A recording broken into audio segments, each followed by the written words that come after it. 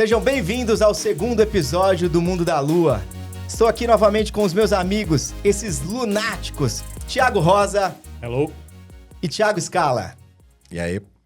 Show, pessoal! Hoje, para o tema, nós temos tecnologia, saúde e liderança com propósito. O tema de saúde, vocês sabem que a gente ainda não trouxe nesse canal. Verdade. É um tema muito importante para o nosso país até, né? Para todos nós. E para esse episódio, nós temos um convidado ilustre, o fantástico Jorge Stacoviak. Boa. Bem-vindo. Só letrou direitinho. Eu treinei antes de falar o nome dele. Fez a lição de casa. O Jorge é formado em Sistemas da Informação no Mackenzie. Ele fez MBA e Administração no INSPER. Ele fez cursos de especialização na FGV, como projetos, e SPM em marketing. Ele é diretor de tecnologia na DASA. Show de bola trazer alguém da saúde para trocar nesse assunto. Muito bem-vindo.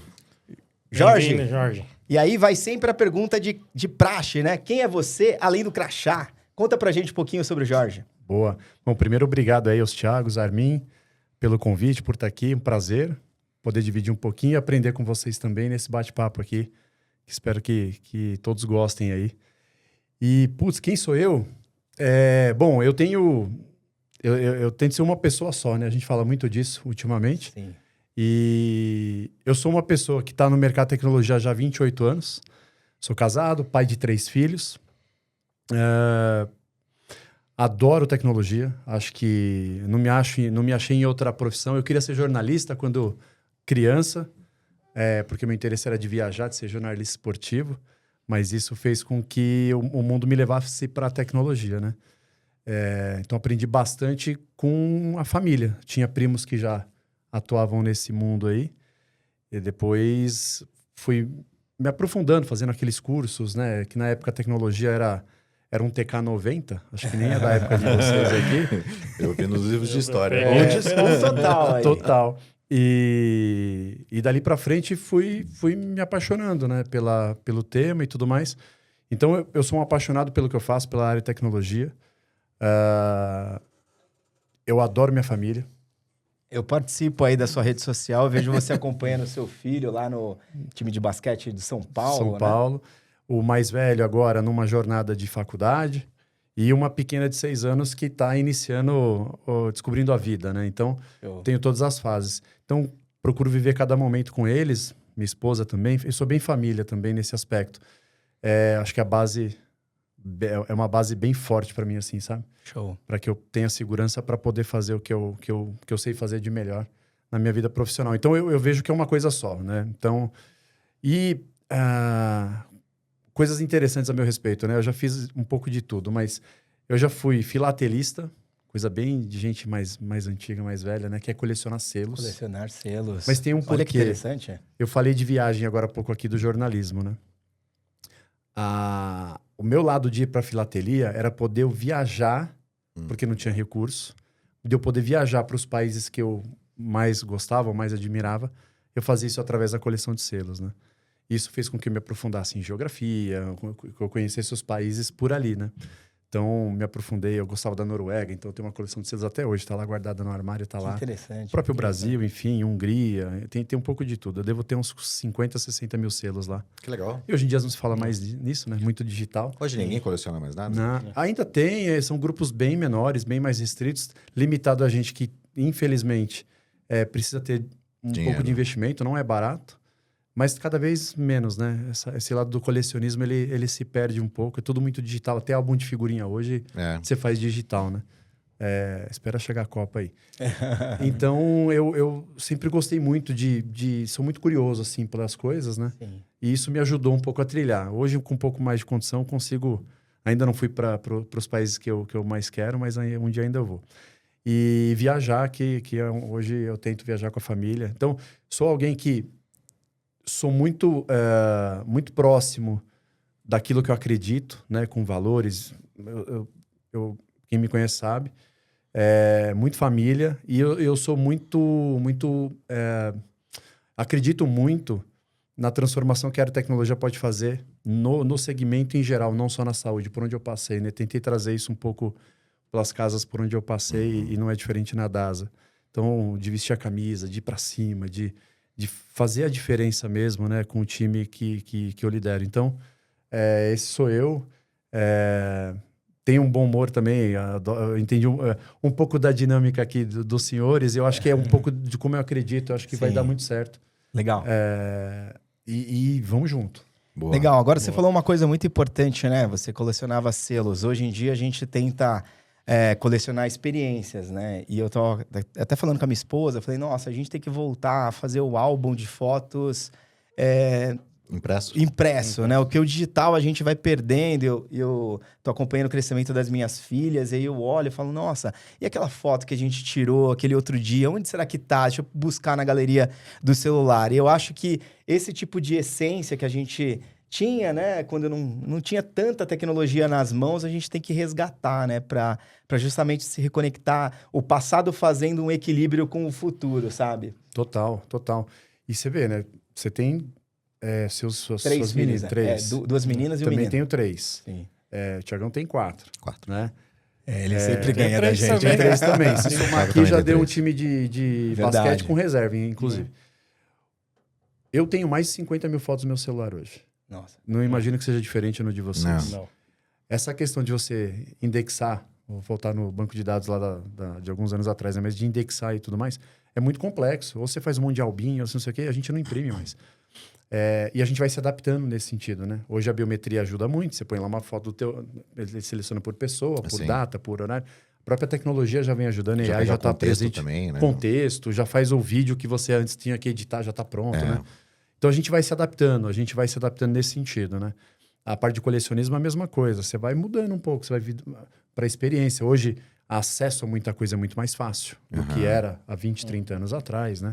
Então, enfim, o mundo vai evoluindo. Eu falo, né? Hoje em dia, é bem básico o que eu vou falar, mas antes todo mundo usava o Waze para achar onde queria chegar. Hoje eu uso o Waze para saber o tempo que demora na cidade onde a gente vive. Isso. Verdade. Não necessariamente para saber onde eu quero chegar. Eu quero assim...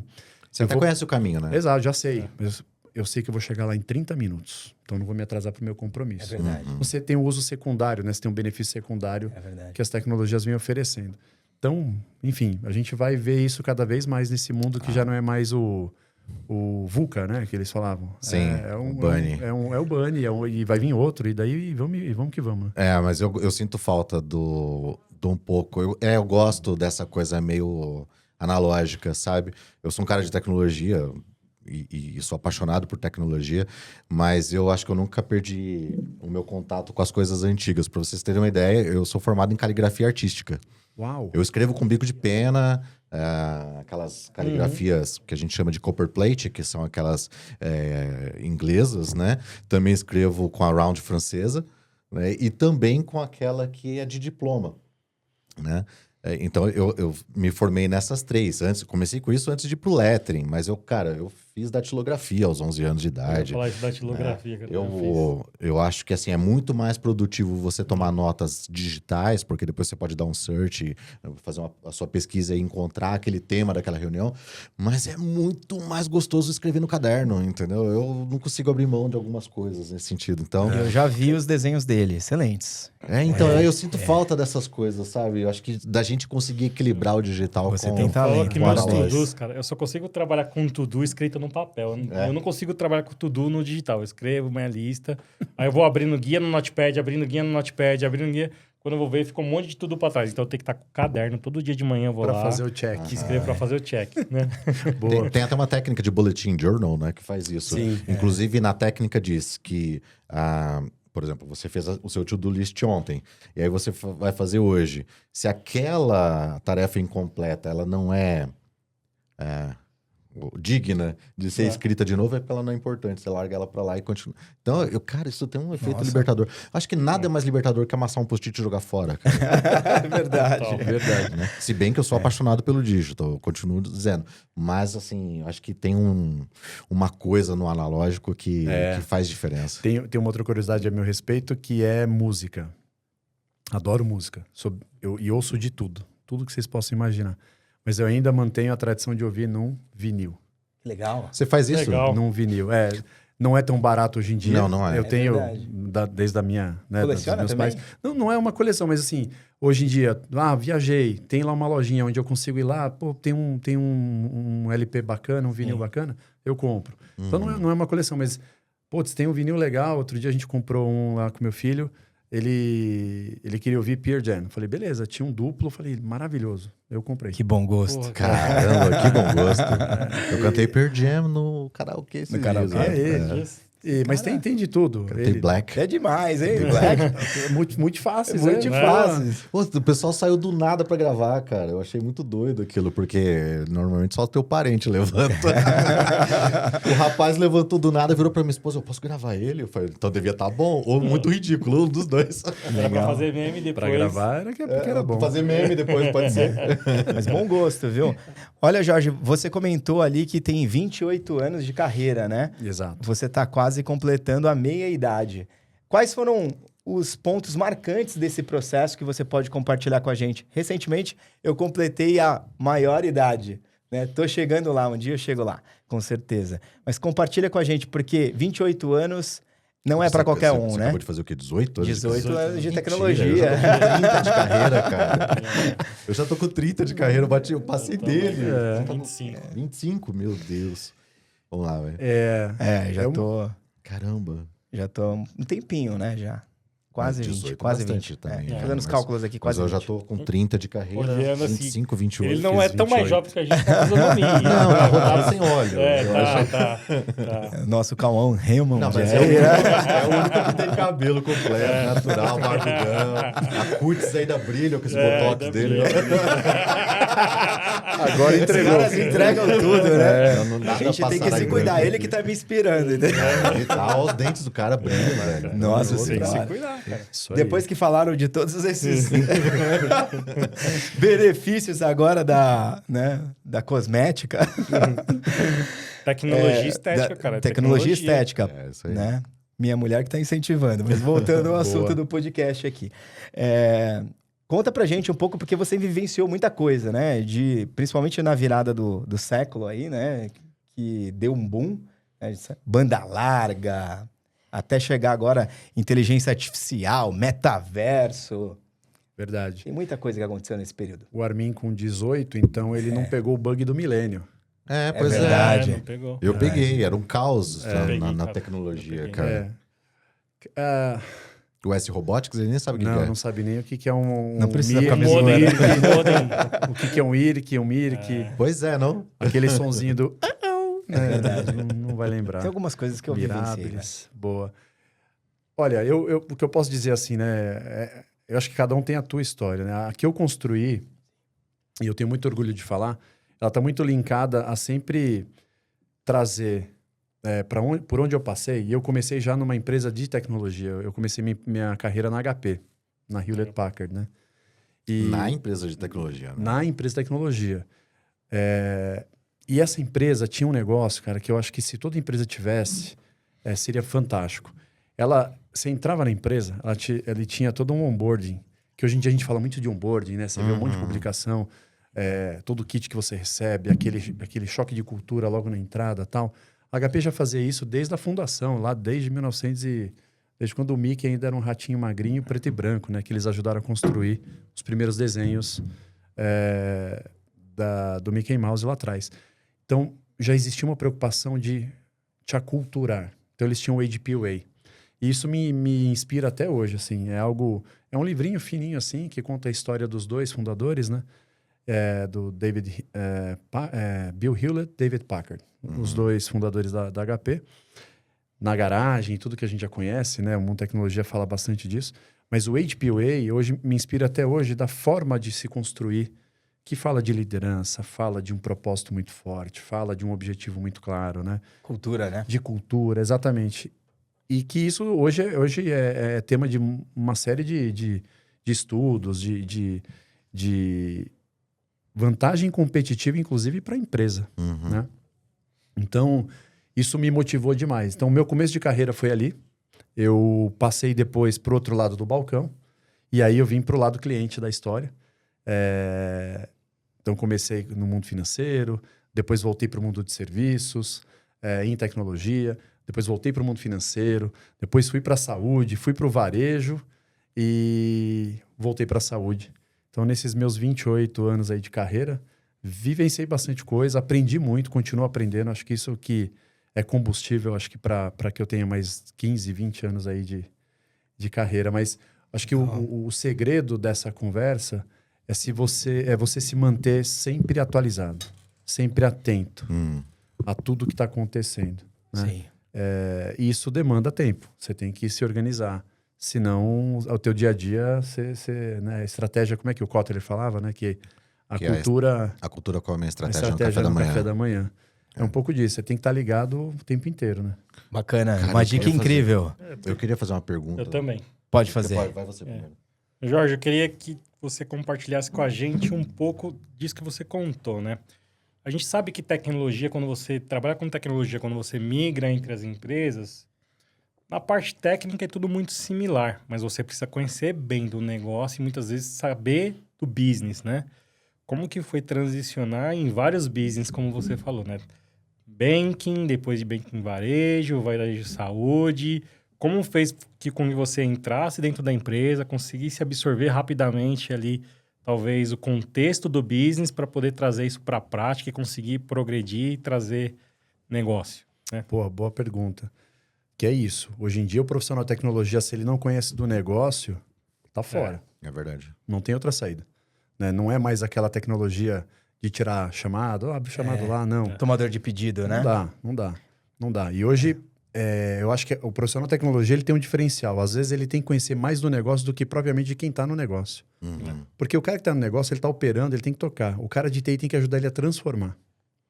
E nem sempre quem está ali no business, na rotina, no dia a dia, ele tem essa visão, tem esse tempo, né? E não é fácil, assim. Agora, o que me ajudou muito no meu começo de carreira, para responder a tua pergunta, tá ligado a que eu sempre operei as áreas de missão crítica por onde eu passei. E aí eu não tinha escolha.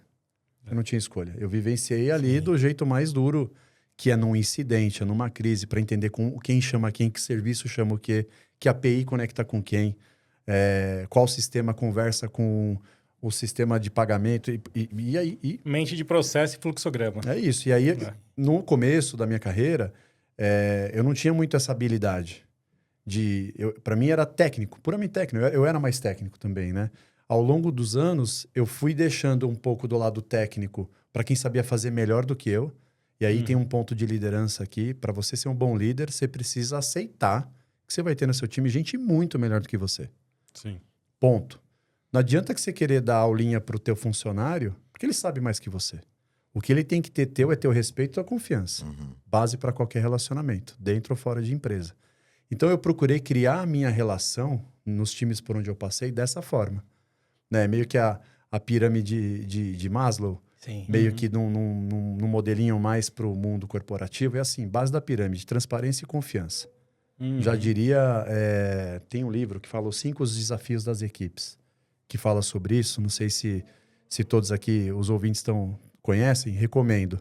É um livro fácil de ler. Você lê numa ida de metrô, você mata o livro. Show. E ele fala disso. Patrick Lencioni é o autor. Ele fala que a base de toda relação, ela começa com transparência e confiança. Né? Então, pratiquei muito isso para que eu pudesse também ter credibilidade.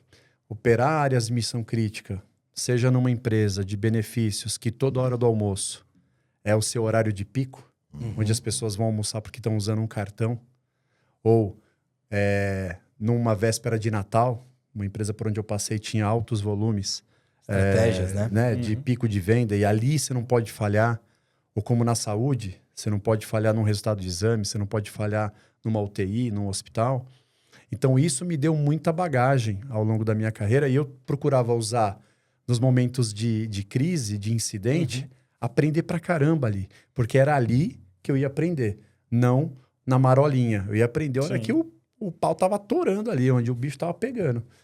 E você tem que ter discernimento, você tem que ter controle emocional. Então, eu fui aprendendo. Você vai ficando mais velho, ou melhor, você vai ficando jovem há mais tempo, né? Você vai aprendendo um pouco disso. A como lidar, a como entender, a como aprender. A gente é um interno aprendiz. Nós somos... Aprendiz.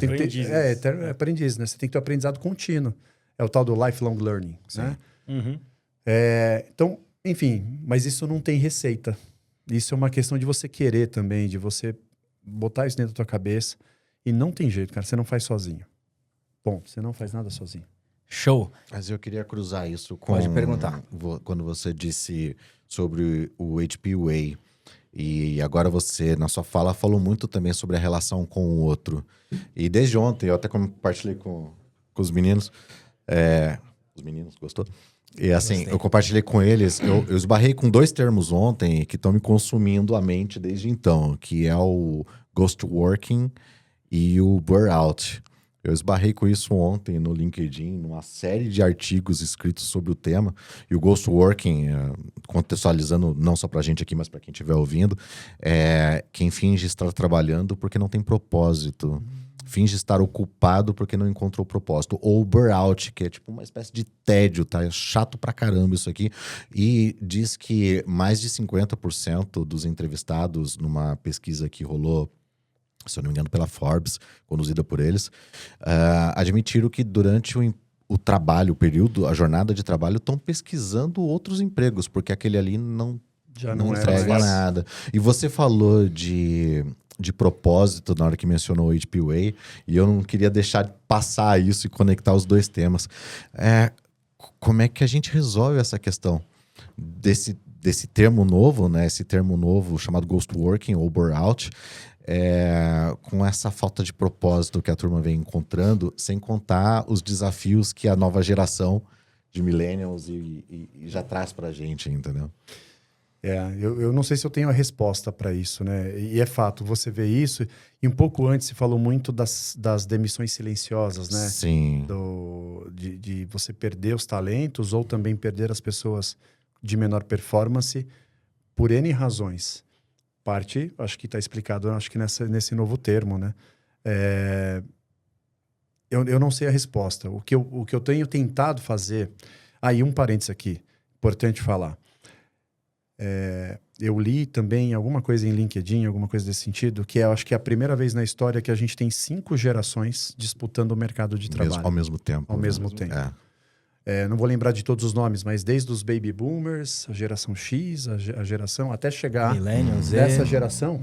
E esses intervalos, eles vão ser cada vez menores, porque vai vir uma geração agora que vai consumir inteligência artificial, que é diferente da geração, talvez, dos nossos filhos mais velhos, da turma de 18 anos. Porque já tem uma geração ali dos 10 aos 15 que já vem vir... A BIOS dele vão vir programado de uma outra forma. Consumindo serviços e produtos de uma outra forma. Eles nasceram assim, né? E eles nasceram e vão ser programados dessa forma, né? É óbvio, a gente está estereotipando aqui as coisas, mas no fim do dia é uma geração que tem um anseio por outras coisas. Hoje, se eu não me engano, foi no Jornal da Globo, falando sobre o tédio dos adolescentes. Numa pesquisa feita, cerca de 20% a 30% se questionam da sua vida. Caramba. O sentido dela. O sentido da sua vida. Falta Da de sua propósito. própria vida. Sim. Não é só falta de propósito, é a questão de ele olhar numa rede social e não se ver ali e falar assim, putz, aquele Comparação, ali né? tem tudo, eu não Comparação. tenho o que esse cara tem. Isso está começando a aparecer de forma mais clara e evidente, né? E eu vejo, acho que para tentar sintetizar, você tem que ter muita clareza na contratação. Eu não sei como, mas eu acho que a profissão da vez, para mim, é psicologia. Concordo. Como é que você entende... Não fazendo merchan pra minha esposa que é psicóloga, mas ok. Boa. Concordo. Depois põe nos créditos aí o contato. Mas eu acho que vai ser uma profissão que vai ajudar muito a gente a entender comportamento. Sim. E comportamentos que não existem ainda. Ou que estão ainda de forma muito silenciosa moldando o futuro da nossa população. Né? Só colaborando com o seu ponto, eu acho que é super importante a gente compartilhar com o público. Eu acho que tem uma questão do líder trabalhar com a mentalidade, né? Quando eu digo trabalhar com a mentalidade, é a gente entender que o propósito da empresa, a cultura da empresa, tem que se conectar com aquele profissional. Por que eu digo isso, né? As pessoas, às vezes, olham para objetivos, questões estratégicas e não veem, não se conectam com a empresa. E a empresa, o líder tem um papel de transmitir essa mensagem para o profissional e conectar o propósito de evolução, de conhecimento, de tecnologia, de experiência para a pessoa num caminho que ela ainda não viu, né? Uma vez eu tive uma pessoa que compartilhou comigo, eu não conecto muito com o propósito, né? Com esse desafio. E eu falei, deixa eu entender qual que é o seu propósito. O que que você busca como profissional?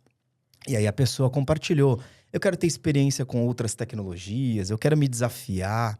Eu falei, então tudo bem, vamos desenhar uma trilha que você vai ter essas experiências e essas experiências vão se conectar com o objetivo estratégico, com o propósito da empresa. E aí a gente vai fazer ali o equilíbrio da balança. Mas aí e é o ela líder veio sendo líder, né? Justamente. É você entender a mentalidade da pessoa. Sim. Por isso que o direcionamento do líder é super importante nesse caminho. Porque às vezes a pessoa se sente deslocada, ela não Exato. encontra o caminho dela. E é um papel ali super importante do líder. Primeiro, se conectar com ações do RH, permitir que o RH possa ali apoiar nessa discussão que é uma pauta super importante dentro das companhias, né? Para direcionar o profissional, saber quais são os anseios, qual que é a jornada que aquela pessoa busca, porque às vezes é uma questão de ponto de vista. Mas aí não tem uma falha no RH? Desculpa, assim, o RH hoje, pelo menos para mim, isso tá me incomodando num nível assim absurdo. Por quê? Eu vejo o RH fazendo uso da seleção por meio de inteligência artificial. Então, se o teu perfil não foi escrito de uma forma que a IA te julgue ok, entendeu? Você nem passa pelo filtro. Então, já começa aí. Hoje, o que eu tenho visto é que os recursos humanos não têm feito a seleção olhando para o indivíduo, né? Essa é uma grande crítica minha aqui, até uma certa dúvida, né? Mas a maior parte do tempo eu vejo isso. Você faz a seleção de maneira... a oferta é grande no mercado, tem muita gente disponível, né? Cada vez mais. Só que você faz o filtro todo por IA. E você não conversa com as pessoas para ver se de repente o cara só não sabia escrever o currículo atrativo para IA, entendeu? Eu me questiono Deixa eu sobre colocar isso que tá também. quase saindo aqui, ó. Que tema polêmico. Vamos pôr fogo no parquinho. Você falou agora assim, 20 a 30% das pessoas que estão dentro de um trabalho estão 50%. insatisfeitas. Mais 50% 50%. insatisfeitas, procurando outro trabalho porque não tem propósito, porque não se conectam Isso. com o trabalho. Será que é um problema só da pessoa? Será que é Não. uma questão de gestão? Pra mim Não é só o gestão, RH. Pra mim Desde a cultura da empresa, a gestão, a liderança Isso. que não consegue promover a pessoa, engajar ela num propósito, que é o líder sendo líder. num É objetivo. o ponto lá. Por que eu trouxe essa reflexão? Porque eu acho que o papel do RH é trazer ferramentas, né, para que o líder consiga administrar isso no dia a dia. Quem é a pessoa que está mais próxima do profissional? Quem é a pessoa que convive com ele dia a dia? É o líder. O líder precisa de instrução, ele precisa evoluir, ele precisa trazer à mesa esses assuntos, porque são assuntos que transformam. Às vezes a pessoa tem essa necessidade de compartilhar e ela não sabe para qual caminho ela vai seguir. E eu acho que assim, o papel do RH é até um ponto. Do ponto em diante, que é o acompanhamento dessa pessoa, é papel do líder. Ele que tem que pegar as rédeas da equipe e direcionar o caminho. Concordo. O RH dá ferramentas para a Será que pessoa. as empresas estão colocando bons líderes à frente dos seus grupos? Isso, Então, isso é importante. Tem várias coisas aí. Minha opinião sobre o tema é que eu acho que assim... Bom, primeiro, liderança não tem algoritmo de compressão. Concordo. Não tem. A liderança, ela não tem algoritmo de compressão. Você vai ter um tempo onde você vai aprender e a gente não nasce líder. Ah, mas aquele cara tem o dom de liderança. Líder Ele nato. pode ter a questão do ímpeto, mas ele precisa ser trabalhado. A liderança não é só uma questão de, putz, eu quero ter o spot para mim, vou puxar e vamos que vamos. Não. Liderança é uma arte, turma. Na minha opinião, assim, e eu erro muito, assim. Aprendida nessa arte, inclusive. Só que, pô, se você tem que estar aberto a entender que, pô, você vai errar. Você vai ter que confiar muito, né? E quando você tem números como estes, eu acho que tem uma parcela, assim, da liderança, mas tem um modelo mental muito diferente também previsto, né? O RH nessa história, eu acho que ele está se transformando também. Hoje, eu concordo um pouco com o Armin. Eu acho que o líder, ele tem muito mais responsabilidade hoje do que um formato mais antigo de gestão, onde o RH participava da gestão, inclusive. Hoje é o teu líder. É uma relação muito estreita entre você e o teu líder, né? Ou entre você e o teu liderado. E a proximidade, ela é importante, né? Eu tenho um perfil mais democrático, assim. Porque eu gosto muito de ouvir, eu gosto muito de partilhar. Em alguns momentos você precisa ter o braço mais duro, você precisa puxar, porque às vezes o carro vai bater no poste, você tem que puxar ali. Mas, por outro lado, você também tem que dar local de fala, escuta, uma escuta sempre ativa, genuína, né? Porque se for algo que você está usando para se promover, se locomover dentro da tua estrutura, pô, teu time vai reconhecer isso nos primeiros momentos. Então precisa ser genuíno. Não é genuíno, né? Não, fica um negócio mais assim, mecânico, do que o cara ele tem um objetivo, uma agenda muito específica, né? Então, para mim, eu acho que é uma composição de fatores. Não é só a empresa, não é só RH, não é só a seleção, não é... É uma composição. E aí a cultura é muito forte. As pessoas ficam numa empresa pela cultura. Pode apostar nisso. Por quê? Porque eles se identificam. Quando você junta valor com propósito e a felicidade... Eu tinha um presidente que falava muito disso, e ele dá palestra até hoje falando disso, fala assim, felicidade dá lucro. Dá lucro, cara.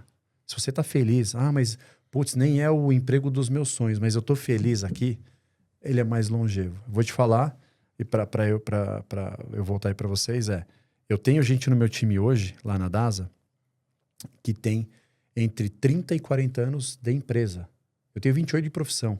Eu tenho gente no meu time que tem 38 anos de DASA. E tá lá ainda e pretende ficar mais um tempo. Porque se identifica, foi quem deu todas as oportunidades da vida para aquela pessoa. Ela gosta do clima da empresa, ela se doa completamente pela empresa. Agora você tem gente nova? Tenho também, eu tenho um mix, sim. Não só ter gente, com essa motivação. De fincar, sabe? Eu tenho. A gente tem o desafio de turnover, de retenção, como todo o mercado de tecnologia. A gente está num momento mais de menos problema em relação a isso. Já tivemos em outros momentos, a pandemia foi um problema para o setor de tecnologia como um todo, né? Mas hoje ele está muito mais controlado e mitigado. O desafio é da retenção, é de manter, né? E óbvio, de tentar atrair novos talentos, como é que você tenta atrair novas... Será que existe um sub-30 que já tem uma carteira de CLT de 10 anos em uma única empresa? Essa pergunta, não sei, acho que não, hein? Eu tava quase nessa, hein? Mas... Não, a minha ficou quase 10 anos na Natura, né? Quase 10 anos na Natura. Mas eu entendo o teu ponto de reflexão, porque o turnover hoje em dia tá tão alto por questões de insatisfação, de ansiedade de cargo, né, de proposta mesmo, que a vida do RH não tá fácil.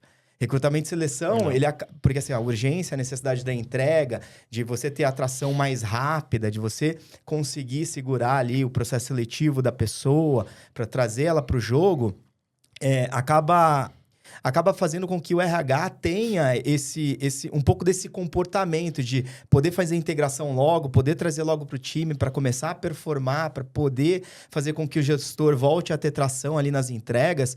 Então, é um equilíbrio contínuo, né? Foi que o Jorge compartilhou, né? Eu acho que é um trabalho que tanto o RH... quanto a cultura da empresa, né? Quanto o líder ter que cuidar para que a gente tenha um bom equilíbrio aí na entrega. Mas aí tudo bem, o RH, pela pressão de repor logo uma posição, usar de recursos como inteligência artificial para te ajudar na seleção. Mas eu ainda acho muito frio respaldar-se só nisso. E boa parte dos RHs, porque onde tive contato, se respalda nessa rede lançada ao mar, entendeu? Só usando IA, entende? E aí eu acho uma seleção muito fria, o que volta é muito frio. Né? Mecânico, sabe? Como encontrar o equilíbrio nisso tudo? Eu acho que ainda tem a questão da indicação, da referência, você tem que usar muito disso. Capturar um pouco. Hoje a rede social, ela fala muito e diz pouco, né? Então, você também tem que tomar cuidado com algumas armadilhas. Eu tento buscar referência, principalmente se é uma posição mais estratégica. Claro. Pô, já trabalhou com quem? Já fez qual projeto? Fez com... Pô, vamos ligar lá, vamos checar. Boa. É uma forma de você se assegurar de que, pelo menos, sobre o viés do desafio, a pessoa fez. Ela tem o skill para aquilo, né? Óbvio que depois tem uma adaptação ali, principalmente nos primeiros 100 dias, da cultura. Mas eu tento ser o mais claro e evidente quando eu vou entrevistar alguém... Falo da fotografia da companhia, falo da posição, falo dos bons pontos, dos pontos de desafio e das oportunidades, e também daqueles que, aqui você vai enfrentar uma barra, mas eu tô te deixando claro na largada. Legal. Você não pode gerar surpresa. É verdade. O custo para você contratar, na verdade, recontratar, né? Ou contratar uma pessoa que não deu muito certo, você abrir de novo a vaga, é muito mais alto do que se você fizer um processo bem detalhado, bem definido, minucioso. Um baita bloco, viu? E para esse bloco, eu esqueci de te entregar essa caneca, que é um presente do nosso podcast para você guardar como memória aqui da sua presença, tá? Boa, obrigado. Mas eu não vou esquecer de te fazer uma pergunta que eu fiquei sabendo, um spoiler, que você fez uma implantação no Pentágono. É isso mesmo? Conta pra gente, você esqueceu aí, esses 28 anos tem história. Verdade. Poxa, foi um projeto bem legal. Foi na época que eu trabalhei na antiga EDS, Electronic Data Systems. Conheço. Que hoje, depois virou HP e depois foi para um mundo mais de serviços na HP. E eu trabalhei num projeto offshore que atendia um grande banco nos Estados Unidos. E esse banco tinha uma agência dentro do Pentágono. E aí, os projetos lá eram alocados por torres. E essa torre sempre batia para os projetos de tecnologia, de infraestrutura, de sistemas, batiam para a torre que eu tomava conta. E um deles, quando o projeto chegava, ele não chegava bem bonitinho, redondinho. A gente não tinha muita informação. Quando chegou para mim, chegou assim, relocação de uma agência bancária em Washington. Era Washington? Acho que era Washington. Para não dar informação errada aqui. E falei, beleza. E lá o processo era assim, a gente fazia uma reunião de kickoff, fazia o aprofundamento da necessidade com alguém do banco, era sempre um vice-presidente do banco. E aí quando eu fui para a reunião, falei assim, a gente vai relocar uma agência de dentro do Pentágono, ninguém pode entrar lá sem uma prévia de 30 dias de identificação, carro, placa, e eu fazendo estudo a partir do Brasil aqui. Você estava nos Estados Unidos, Jorge? Não estava. Eu estava aqui em São Paulo. E nesse modelo offshore, a gente fazia a gestão do projeto sempre remota. E os recursos técnicos iam até lá para fazer.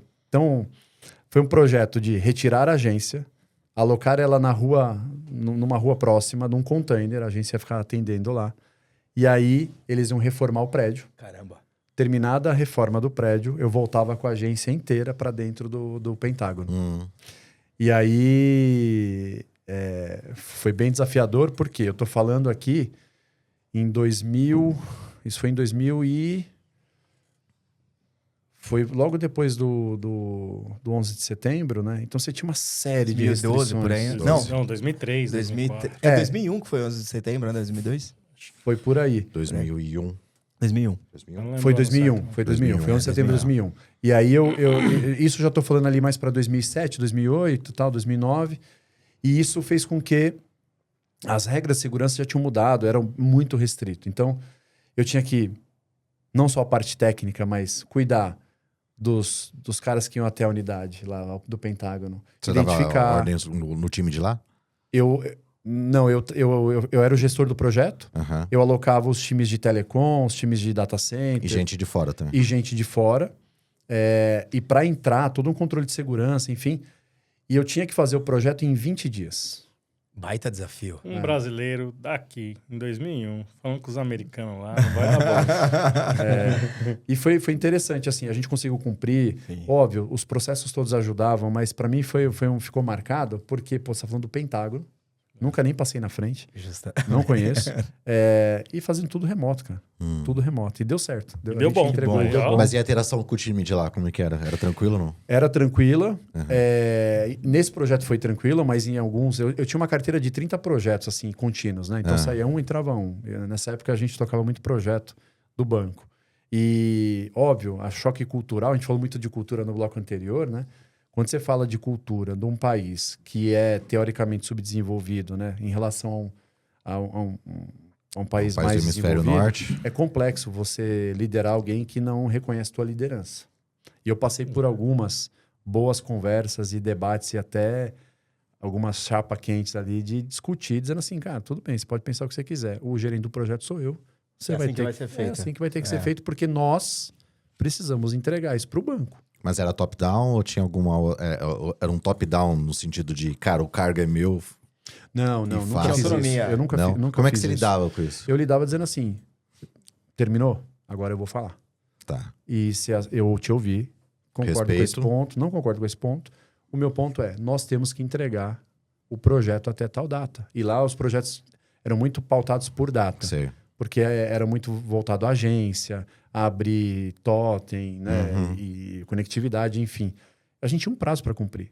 A gente podia discordar no como, mas o produto final tinha que sair na data. Ou seja, vamos deixar de lado as nossas diferenças e focar na missão. Exato. E isso tinha sempre alguém do banco ajudando. Como cliente, dizendo assim, ó, eu concordo com o Jorge. Ó, eu concordo com o Tom, por exemplo. Sim. E aí, eu, na maioria das vezes, cedia, porque eu queria mesmo é ter o projeto completo ali, né? Terminado. Então, mas eu passei por alguns choques culturais bem fortes, assim, nesse sentido, né? Foi legal que eu consegui aprimorar meu inglês pra caramba, porque eu lidava com gente de Seattle, gente do Texas. Parece que não, mas Mesmo inglês. o inglês é complexo, né? Então, Tem muita diferença lá. cara. e eu pude desenferrujar bastante. Foi bem legal, uma época bem bacana da minha vida. E nessa daí, eu comecei a entender um pouco como é que eles funcionavam. Então, foi uma experiência bem bacana. Muito legal. E você vive agora um momento de um setor que é o bola da vez, né? O setor de saúde. E eu tive uma boa experiência aí na pandemia, principalmente com a telemedicina. Compartilhe um pouco pra gente como tá o desafio, né, no setor e o que você vê aí pro futuro. Maravilha. Eu concordo que saúde, para mim, é a bola da vez quando a gente fala de tecnologia, né? Em vários aspectos.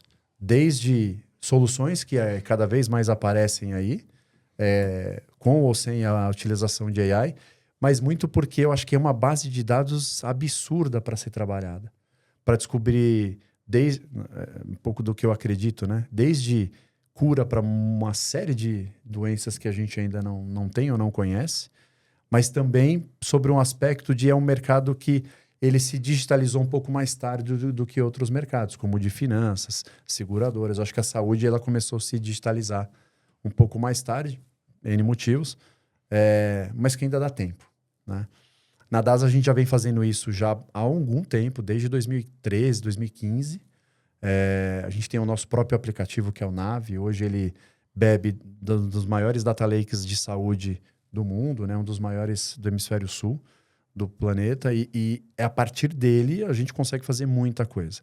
Na pandemia, ele ganhou força por conta muito da telemedicina. Sim. E da facilidade que os nossos pacientes e médicos poderiam acessar ali num único local, né? A gente brinca que é o nosso super app.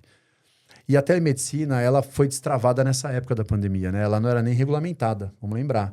Não existia. Não. Você tinha que ir presencialmente para um médico poder assinar ali a guia TIS Às e vezes tudo. nem olhava no teu rosto. E mas... nem perfeito, mas você tinha que obrigatoriamente ir até um posto de Sim. saúde, a um consultório ou num pronto-socorro.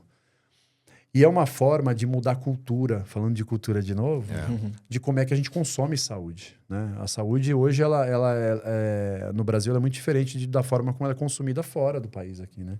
Sim. Onde você tem um médico da família, você tem um médico do condado lá na Europa. Em alguns países você tem que passar primeiro por uma triagem, só depois que você vai para um hospital. Hoje, a gente tem uma prática de assim, meu filho caiu na escola, bom, leva para o médico. Às vezes não precisa, às vezes precisa. E esse discernimento, ele é complexo para quem está acudindo, né? Verdade. A telemedicina ajuda muito nesse sentido, para as coisas de menor impacto, ou de menor... Criticidade ali, né? criticidade. Sim. Essa é a palavra boa, de criticidade. Então, ela consegue fazer uma triagem boa. E eu acho que a tecnologia, nesse sentido, vai evoluir muito. A gente, pós-pandemia, eu acho que a gente parou um pouco. A gente, como mercado, né? Não estou falando de DAS aqui, mas como mundo, assim, a gente não evoluiu tanto mais na telemedicina. Mas eu acho que ela tem um potencial grande de ainda buscar alguns outros elementos, através de wearables, através de algoritmos e de uma série de outros fatores, a antecipar vários prognósticos ali sem você sair de casa. Eu acho que a gente vai evoluir para isso. Saúde preventiva, né? Trabalhar o primeiro atendimento, a saúde do primeiro cuidado. Como que a IA, como que você vê que a IA vai colaborar com esse mundo no futuro? Tem muita coisa acontecendo já. Eu acho que ela vai ajudar. Eu acho que ela não vai substituir os médicos, mas ela vai potencializar os bons médicos que vão saber usar a IA a favor para um diagnóstico, para alguma pesquisa, alguma coisa do tipo. É muito cedo para falar disso, mas o que eu vejo é que já tem uma série de coisas que a gente já está usando com IA ou com LLMs, vou botar LLM nessa conta de IA aqui também, que já são a realidade. Na própria DASA, aí eu vou falar de um case que a gente está conduzindo, hoje é uma realidade para a gente utiliza LLMs para ajudar a gente na execução de exames de imagem. E isso fez com que a gente gerasse, inclusive, receita para a companhia. Porque eu aumentei o número de slots de uso de uma ressonância, de uma tomografia, porque eu faço o processamento da imagem. O Thiago foi lá e fez a ressonância e se mexeu. Antes você tinha, vou ter que refazer o exame. Não, a gente consegue reduzir o ruído da imagem em paralelo ao exame, ou às vezes até no pós-processamento. E eu já ponho outro paciente na esteira. Libera mais rápido. Eu já libero o slot para o próximo paciente. Então, eu gerei mais slots de agendamento. Naturalmente, a gente gerou uma receita adicional. Mas esse é um exemplo. A gente tem alguns outros, né? Mas por quê?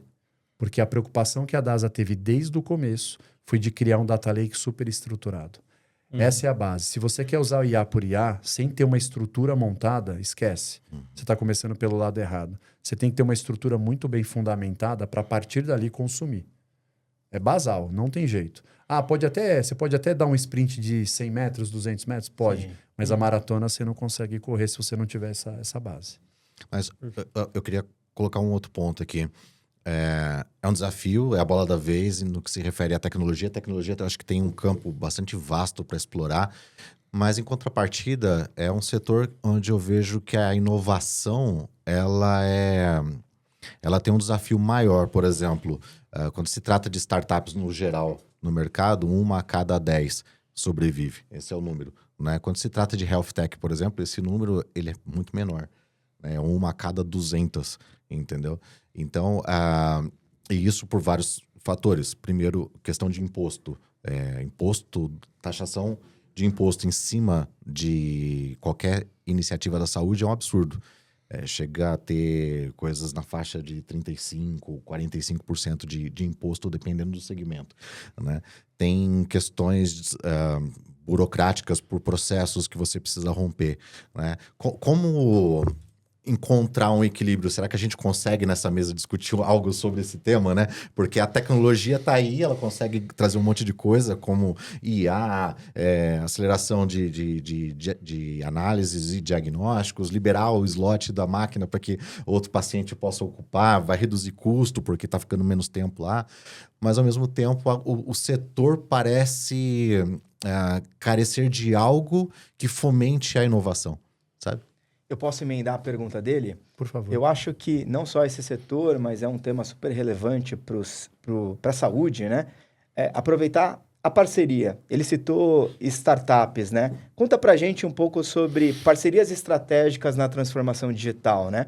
Porque a gente sabe que ainda esse segmento é um pouco ignorado por alguns gestores. Será que eu vou arriscar o business trazendo uma startup para me apoiar? Né? Open Innovation, ainda mais em saúde. Será que é um tema que realmente eu posso arriscar?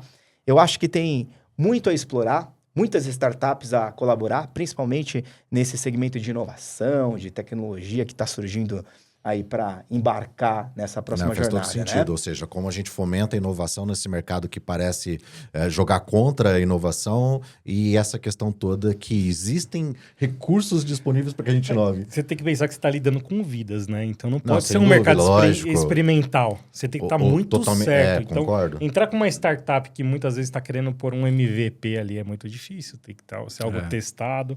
É um mercado muito regulado também, né? Tem altas regulações.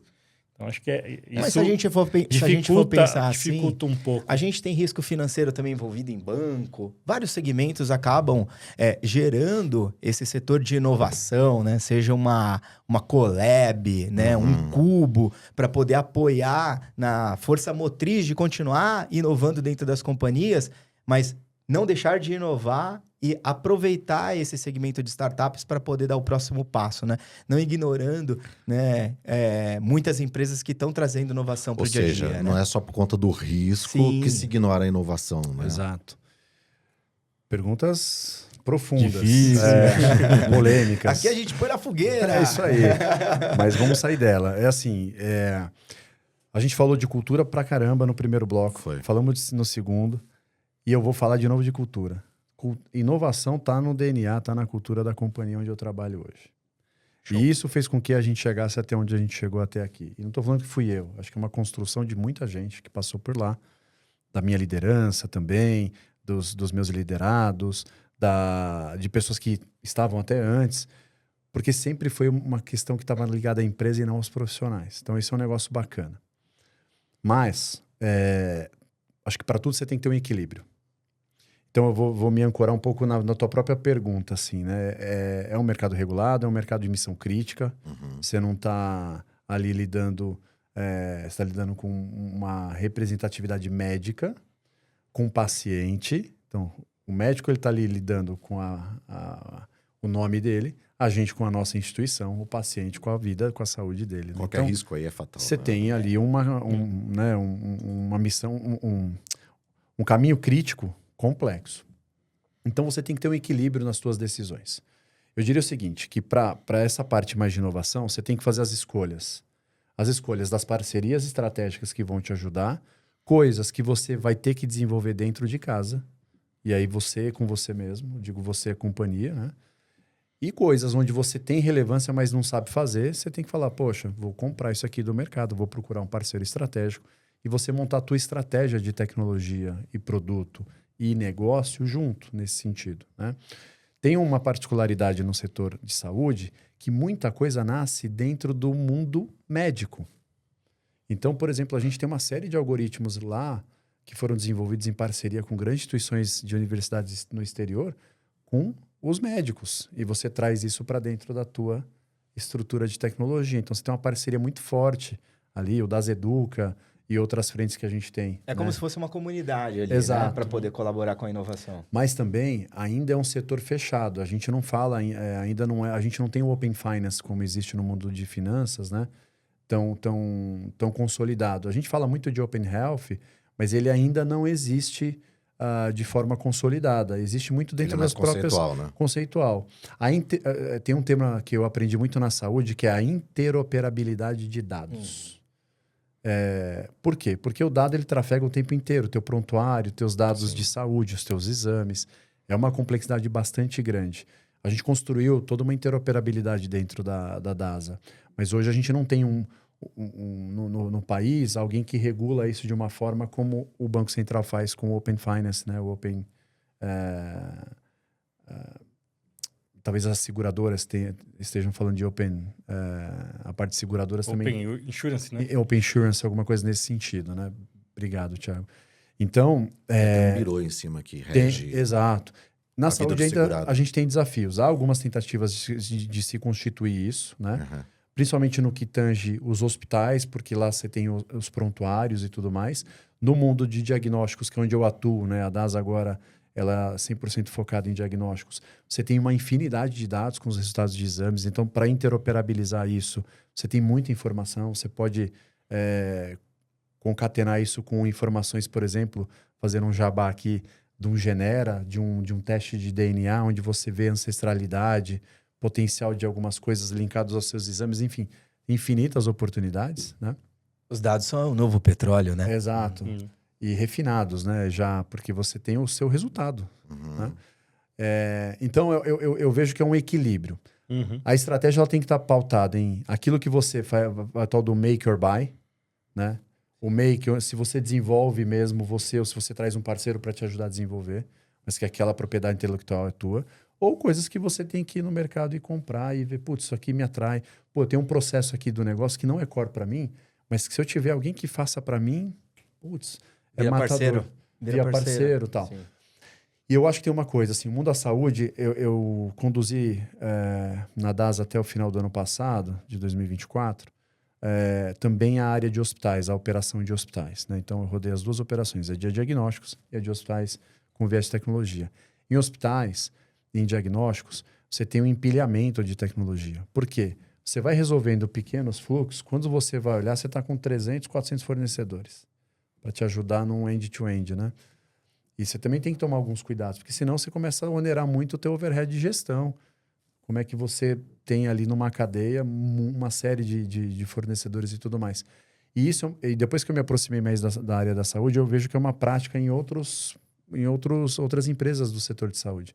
Porque é isso, as startups elas acabam não disruptando como em outros segmentos a gente vê. Sim. Mas ela resolve pequenos pedaços. E aí você vai juntando essas pecinhas do Lego, você monta o Titanic, né?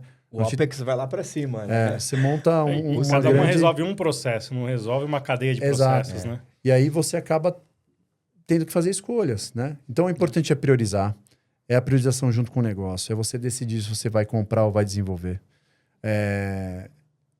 Coisas mais prontas. Putz, a gente, às vezes, quer construir o mundo perfeito. Na saúde, você não tem esse tempo.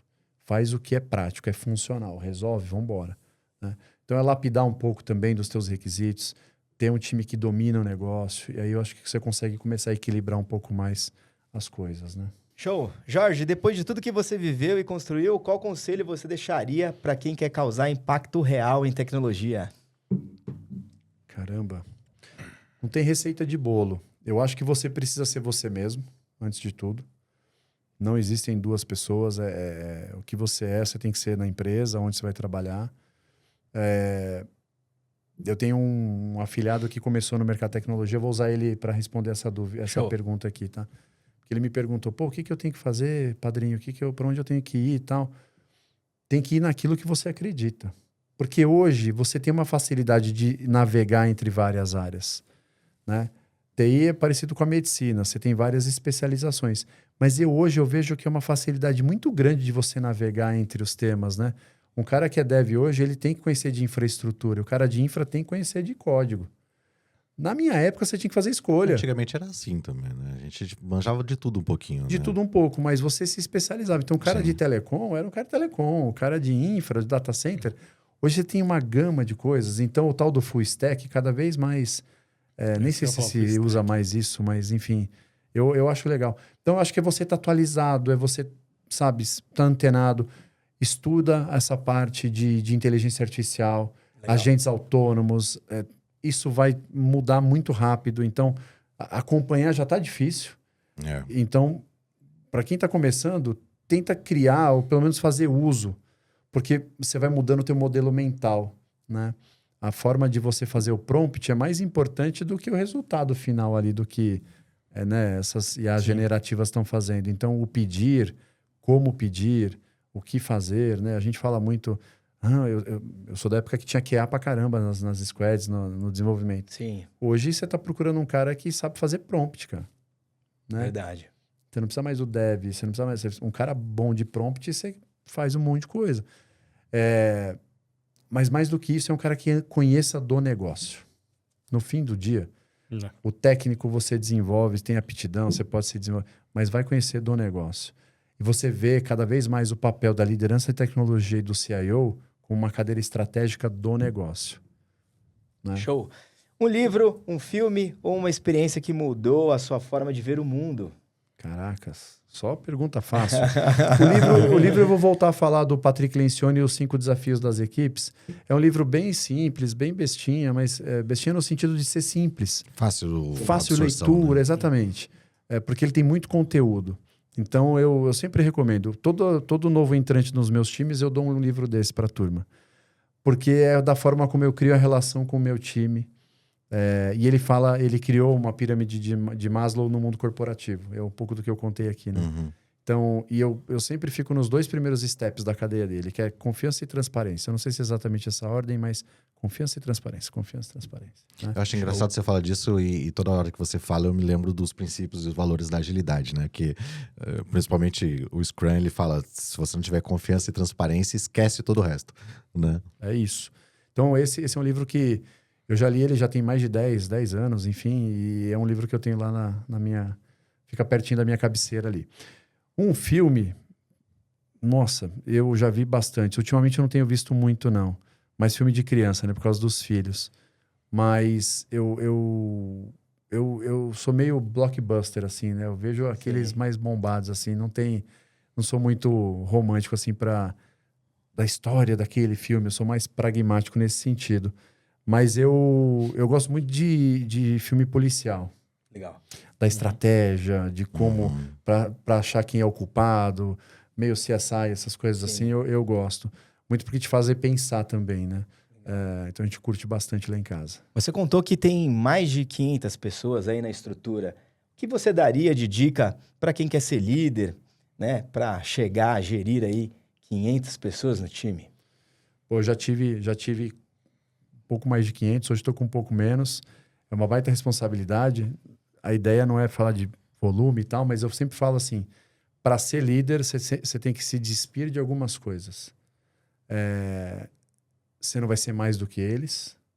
Pelo contrário, você está com eles, sempre ao lado, nunca à frente nem atrás, né? Óbvio que tem uma hierarquia, você tem que fazer acontecer, mas eu sempre acredito que para liderar, você precisa ter uma tomada de decisão muito difícil, assim. Escolher a liderança não é só porque você acha que você vai ganhar mais. No fim do dia, a gente faz as mesmas coisas todas iguais. Eu vou no banheiro igual o time vai. Eu tenho um pouco mais de responsabilidade perante o negócio, perante a empresa. Mas no fim do dia, eu acho que é uma questão mais ligada a querer e se apropriar. E toda vez que alguém vem me perguntar assim, pô, eu queria ir para o mundo de liderança, eu pergunto assim, você está disposto a abrir mão de algumas coisas que hoje você tem e que talvez você não vai ter? E eu brinco assim, tem vezes que eu vou almoçar sozinho. Algumas porque eu quero, outras porque não tem outra saída. E a liderança, às vezes, ela é um pouco solitária. Ela é solitária. Eu sempre escuto Ela é muito isso, solitária. E eu tento... Eu questiono muito isso, sabe? Eu tento almoçar toda vez com alguém, assim, porque é ruim almoçar sozinho. Né? Proximidade com pessoas. Mas eu aprendi que tem um dia na semana que eu preciso almoçar sozinho. Porque é onde eu ponho meu foninho e eu tento organizar minhas ideias, eu comigo mesmo ali. É um aprendizado contínuo, então você tem que ter você tem que se despedir de algumas coisas de ego, né? Ia falar vaidade, né? Vaidade. Às vezes, e não tem jeito, cara, quando você tá em liderança, tem a vaidade, é natural. Eu gosto do que eu faço, então eu gosto de falar, eu gosto de conversar. E às vezes, não tem saída, cara. Alguém não vai gostar de você. E o líder tem que naturalmente gostar de pessoas. Sim. E tem que ser genuíno, não só gostar. Porque gostar, cara, o carteiro gosta. Nós abrimos o episódio com esse tema, né? Tem que se conectar, você tem que evoluir pessoas, você tem que estar próximo. E assim, intencional e genuíno. Se você não é intencional e genuíno com a tua contraparte, com quem você está se relacionando, seja o liderado, seja o teu par, o teu líder, cara, é fake, uma hora a casa cai. Né? Você tem experimentado, você disse quando me procuram e querem saber que dicas eu dou para ser um líder, você tem experimentado essa procura pela geração mais nova? Eu estou fazendo com o meu afilhado, que acabou de entrar no mercado aí. Ele foi trabalhar agora na Shopee. A Shopee está abrindo venda através do TikTok. Tá. E para mim isso é novo também. Porque o TikTok abriu agora um e-commerce dentro da plataforma? Da plataforma e tal. E é o negócio que mais vende hoje. Depois vale conhecer. Boa. A venda sobre esse tema hoje. A venda é pelo TikTok, cara. Não é, e ele vai se tornar um concorrente dos grandes aplicativos de vendas que a gente tem hoje. Escreve aí. E eles estão captando gente que acaba de sair da faculdade. Então, com ele eu faço conversas esporádicas, mas na empresa eu também tento fazer. E aí... Mas tem essa busca deles? Não, às vezes você tem que ir atrás. Você tem que atiçar a vontade. E eu falo, pô, vamos bater um papo. Eu tô fazendo com a minha liderança um papo uma vez por mês com 100% dos meus líderes, de coordenadores acima. E bem descontraído, porque eu acho que a gente também precisa celebrar, a gente entrega muita coisa e a celebração tem que fazer parte. Sim. Então eu também acredito nisso. Tem que cobrar, mas a celebração ela é importante, né? Mas num grupo grande é complexo você fazer com todo mundo. Eu tenho tentado estar próximo, mas o home office também não ajuda. Sim. Então eu tento fazer de forma virtual. Você tem que criar mecanismo de governança. Mas eu estou mais interessado em saber se o pessoal mais novo tem te procurado. E eu pergunto isso porque você mencionou um pouco antes. É o quiet quitting, você usou o termo em português. É o demissão silenciosa. É que, paralelo a esse termo, tem o quiet ambition, né? Que diz que ninguém dos novos tem... poucas pessoas dos novos têm interesse em liderar. Em liderar, Você tem tido essa procura ou não? Você tem que ficar atiçando para ver se desperta? Eu tenho um grupo menor onde se apresentam. Pô, Jorge, gostei daquele papo que você fez e me procuram. E aí isso é mais presente no escritório, no face-to-face, do que no virtual. Quando Isso você tem uma coisa interessante nisso aí. Porque ali o cara Presença e exemplo, né? Total, porque o cara tá te vendo, ele tá tangibilizando. E aí você vê que quem tá mais no home, é mais difícil disso acontecer. O que eu tenho procurado fazer é tentar conversar com todo mundo na medida do possível. Não dá para fazer os cafés virtuais e tal. Logo que eu assumi essa estrutura, eu fiz. E tô pensando em fazer, a partir do ano que vem, voltar a fazer. Você tem que estar em contato constante. E eu falo muito para os meus liderados, nos meus diretos, né? Tem que estar próximo do time. Tem que estar próximo do time. Não tem outra saída. Deixar as coisas no automático... Não tem como. Não vai dar certo. Você sabe que eu tenho em casa o João com 23, o Marcos com 22, já trabalhando já uns 5 anos de profissão. Mas desde a pandemia, então desde que nasceu, está no nem híbrido, totalmente online, né? No home office. E eu não vejo interesse neles em liderar. E eu acho que é muito por conta disso. Não tem muita relação com pessoas no dia a dia, né? No convive num escritório ali para desenvolver o papel de liderança, de dar opinião, de movimentar as pessoas. É muito naquele papel de sou executor, sou um analista e vou executar e é aqui que eu quero ficar. Acho que porque falta esse ecossistema de pessoas todas juntas ali o tempo inteiro, né? Seu time é presencial, não é? 100% presencial. Como é que é lá? Olha, a gente tem uma turma mais ou menos ali por volta dos 30 anos, né? Faixa etária média aí dos 30 anos. Eles preferem até o presencial, até os desenvolvedores, justamente por uma questão de querer evoluir, aprender um com o outro. E eles sentiam essa deficiência no home office. A presença ativa do líder, Sei. o amigo do lado para poder tirar dúvida, Mas a a área busca- de negócio Mas para a conhecer questão mais. é se esses jovens na casa dos 20 e poucos anos buscam Ser líderes. ser líderes. Ah, entendi. De forma intuitiva, não? De De forma forma intuitiva. genuína ali, né? Olha, de certa forma, sim. Eu tenho pessoas que estão buscando esse caminho. A gente fomenta a trajetória ali da carreira Y, né? Dar a experiência para que a pessoa possa vivenciar o momento.